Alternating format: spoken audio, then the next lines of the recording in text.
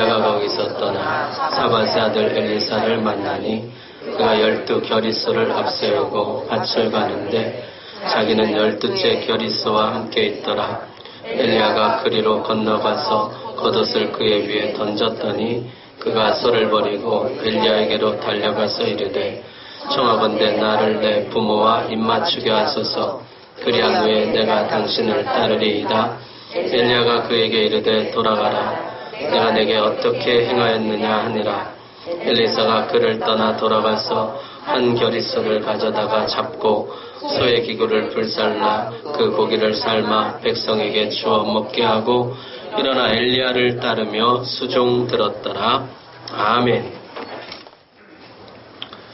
불바람 대신 세미한 소리로 일하시겠다 말씀하셨습니다.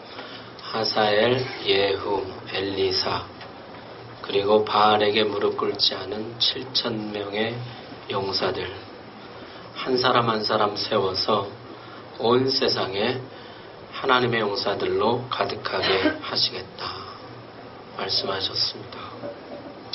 이 말씀을 듣고 엘리야는 호렙산을 내려옵니다. 그리고 나서 엘리사를 찾아갑니다. 이제부터는 한 사람 한 사람에 집중합니다. 본래 엘리야는 850대 1로 싸우는 사람입니다. 왕과 싸우는 사람입니다. 불을 내리고 비를 내리고 천지를 진동케 하는 사역을 하는 사람입니다. 그러나 하나님께 순종합니다. 더 이상 불바람을 구하지 않습니다. 이제부터 엘리야는 진짜 한 사람 한 사람을 세우는 일에 남은 삶을 드립니다. 나중에 엘리야가 승천할 때 보면 길갈, 베델, 여리고, 요단 가는 곳곳마다 선지생도 제자들이 나오거든요. 호렙산 이후에 엘리야가 어떻게 살았는지 보여주는 대목입니다. 선지학교를 세워 한 사람 한 사람 7,000 용사들을 일으킨 것이죠. 엘리야의 그 헌신이 귀합니다. 내 잘하는 것, 하고 싶은 것은 불바람 내리는 것인데 하나님이 세미한 소리로 하시겠다 하시니 남은 생은 한 사람 세우는데 바쳤다는 것입니다. 헌신은 2단계를 거칩니다. 첫 번째 헌신은 목표가 바뀌는 것입니다. 나를 위해 사는 인생에서 하나님을 위해 사는 인생으로 바뀌는 것이죠. 2번째 헌신은 방식이 바뀌는 것입니다. 내가 편하고 좋아하는 방식에서 하나님이 기뻐하시고 좋아하시는 방식으로 바뀌는 것입니다. 목표가 바뀌는 것도 어렵지만은 방식이 바뀌는 것이 훨씬 더 어렵습니다. 목표는 최종 목적지를 바꾸는 것이라면 방식은 목적지까지 가는 길 전체, 과정 전체를 바꾸는 것이기 때문입니다. 악마는 디테일에 있다. 우리가 그런 말들 하는데요. 목표는 좋은 간판 써놓고 허울 좋은 명분 아래 온갖 악을 자행할 수가 있다는 것이죠. 하나님을 위해서라는 명분 아래 온갖 못된 짓을 하더라는 것입니다. 예를 들면 십자군 전쟁 같은 것이죠. 하나님을 위해서라는 간판을 걸어놓고 전쟁, 전리품, 약탈, 강간, 말할 수 없는 죄악들을 저지르더라는 것이에요. 우리도 얼마든지 그럴 수 있다는 것을 잊지 말아야 합니다. 엘리야는 이 백성이 바알을 버리는 것, 다시 하나님께 돌아오는 것, 그것을 내가 내 인생의 목표로 삼겠습니다. 그래 놓고 그 방식은 불바람 내리는 것이 내가 선호하는 방식이지만은 하나님이 세미한 소리로 하시겠다 하시니 내 방식 버리고 하나님 방식대로 일하겠습니다. 했다는 것이에요. 오늘이 금년도 마지막 주일입니다. 여러분, 한 해 동안 수고 많이 하셨습니다. 우리 목표는 다 같았다고 생각합니다. 하나님 나라 그 영광 위해서. 하지만 방식은 내 방식을 고집하지 않았나 생각해 봅니다. 살다 보면 자꾸만 내 옛날 방식, 나에게 편하고 익숙하고 내가 선호하는 방식을 취하게 됩니다. 첫 번째 헌신만 아니라 두 번째 헌신까지, 목표만 아니라 목표까지 가는 방식까지 하나님께 순종하는 삶, 그것이 엘리야가 가르쳐주는 참된 헌신의 모습입니다. 엘리야의 이런 모습을 하나님은 어떻게 보셨을까요? 하나님은 마지막에 그를 데려가실 때 불수레와 불말들을 보내십니다. 우리 하나님 참 멋지신 것 같아요. 내 인생 마지막에 다시 불이 내리는데 이 불은 세상을 위한 불이 아니라 나를 위한 불입니다. 마치 하나님이 이렇게 말씀하시는 것 같아요. 잘했다. 너야말로 진짜 불의 선지자다. 우리 하나님의 가슴 속에 엘리야는 정말 불의 선지자였습니다. 처음에는 하늘에서 불을 내려 하나님의 살아계심을 보이고 나중에는 한 사람 한 사람의 가슴에 그 불을 옮겨 붙이고 마지막에는 불말과 불수레를 타고 하나님 품으로 올라갑니다. 불의 선지자라는 말이 설교 준비하는 내내 제 마음에 맴돌았어요. 불의 선지자. 겨울이면 나오는 안도현 시인의 너에게 묻는다라는 시가 있습니다. 연탄재 함부로 발로 차지 마라. 너는 누구에게 한 번이라도 뜨거운 사람이었느냐.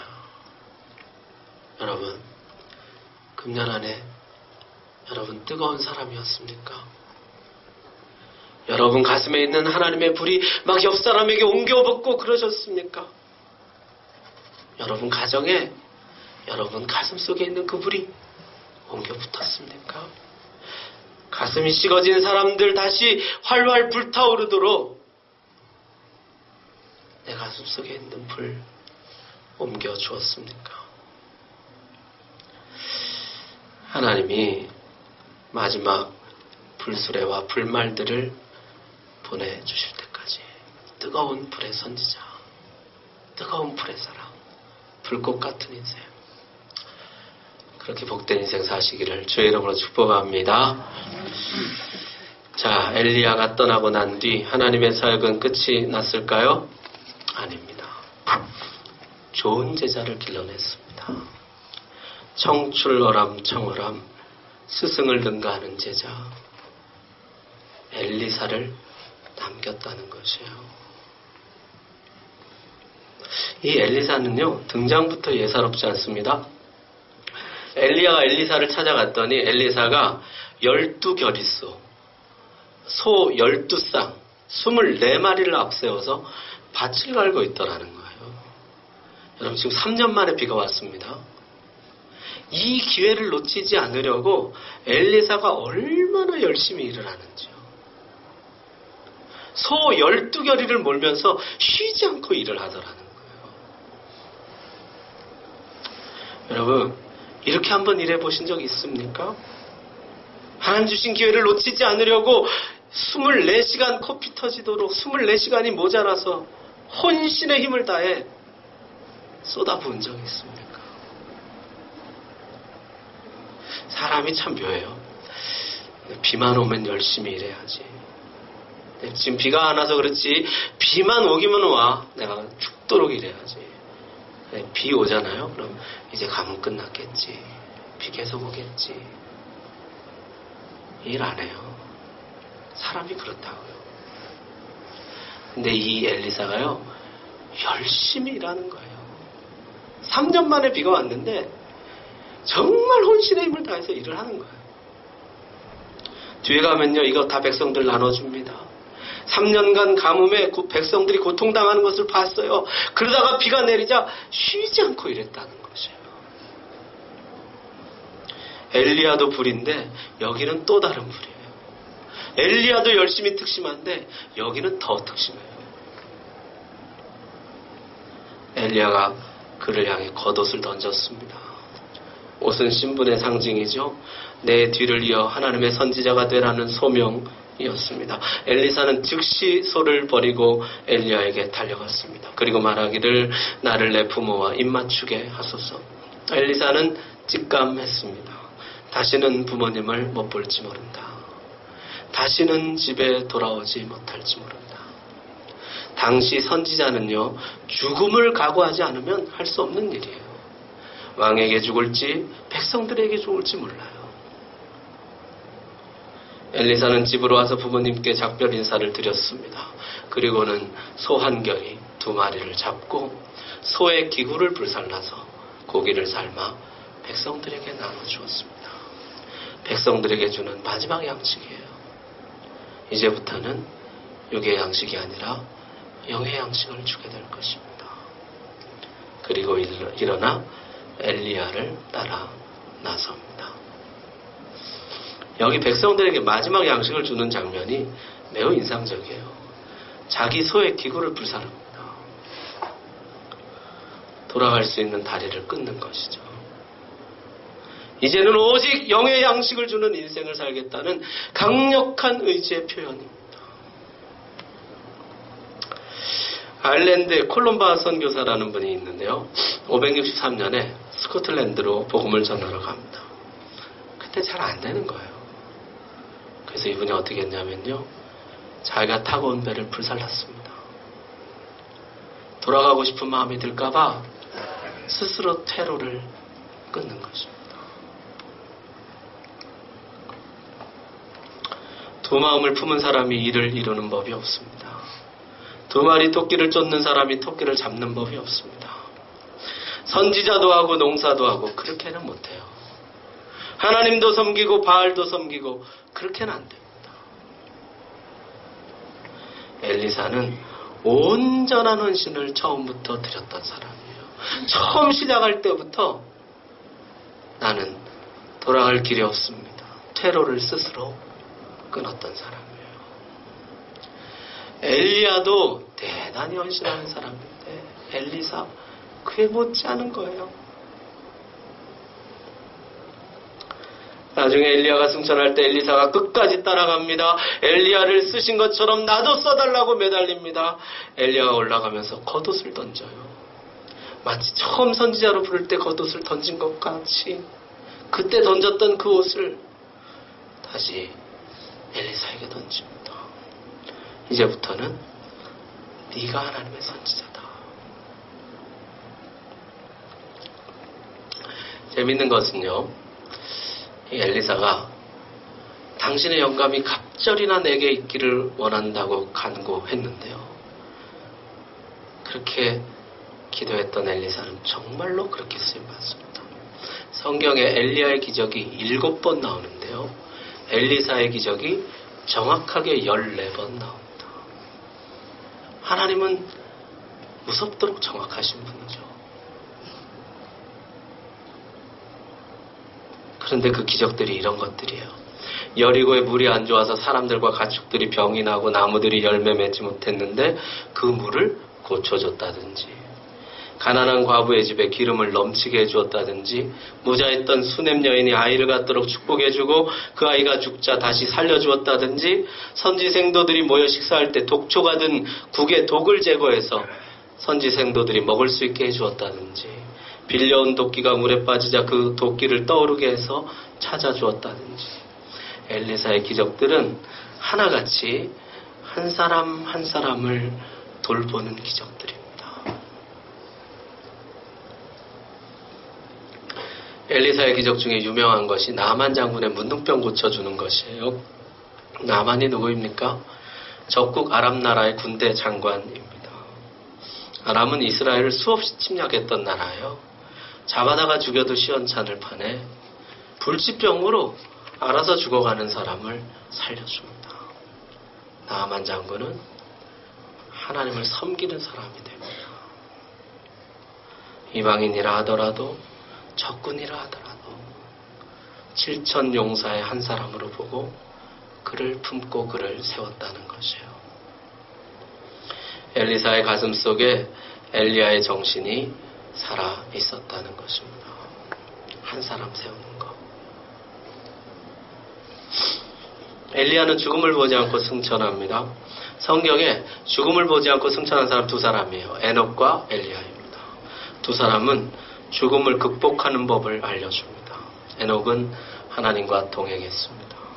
죄와 죽음으로 가득한 세상, 하나님과 동행하는 자는 죽음을 이기고 승리한다. 에녹이 주는 메시지예요. 엘리야는 제자를 키웁니다. 나보다 나은 제자, 나를 능가하는 제자. 나도 열심히 특심한데 나보다 더 열심히 뛰어난 사람. 나도 하나님 앞에 한헌신했지만 나보다 하나님 앞에 더 헌신하는 사람. 나보다 하나님 더 사랑하는 사람. 한 사람을 세우는 것이죠. 그를 통해서 엘리야의 꿈과 헌신이 그대로 살아서 역사하더라는 것입니다. 엘리야는 떠났지만 엘리야의 꿈과 헌신은 2배로 확장되었습니다. 점점 커져서 7천 용사가 되어 온 세상에 가득할 것입니다. 오늘 우리가 엘리야 이야기를 마치게 되는데요. 엘리야는 등장도 멋있지만 퇴장이 더 근사합니다. 불의 선지자로 등장했지만 불을 전하는 선지자로 퇴장합니다. 뛰어난 열심과 헌신의 사람으로 등장했지만 더 뛰어난 열심과 더 뛰어난 헌신의 제자를 남깁니다. 그래서 떠났지만 남아있는, 없지만 여전히 살아 역사하는 하나님의 사람이 됩니다. 하루를 시작하고 하루를 마치는 것, 한 해를 시작하고 한 해를 마치는 것, 한 사역을 시작하고 한 사역을 마치는 것, 이 모든 것이 인생을 시작하고 인생을 마치는 연습이고 과정입니다. 여러분 어떠셨습니까? 금년 안에 근사하게 시작하셨어요? 지금 근사하게 퇴장하고 계십니까? 오늘 마지막 주일인데요. 자기 반성을 안 할 수가 없네요. 많은 꿈과 비전 가지고 시작했는데 매년 조금 아쉬움을 남기고 퇴장하는 것 같아요. 엘리야 등장보다 퇴장이 더 괜찮은 사람이었습니다. 오늘 우리가 한 해를 마치는 것처럼 언젠가 우리 일생을 마치는 날이 올 것입니다. 등장보다 퇴장이 더 아름다운 복된 인생 되시기를 바랍니다. 기도하겠습니다.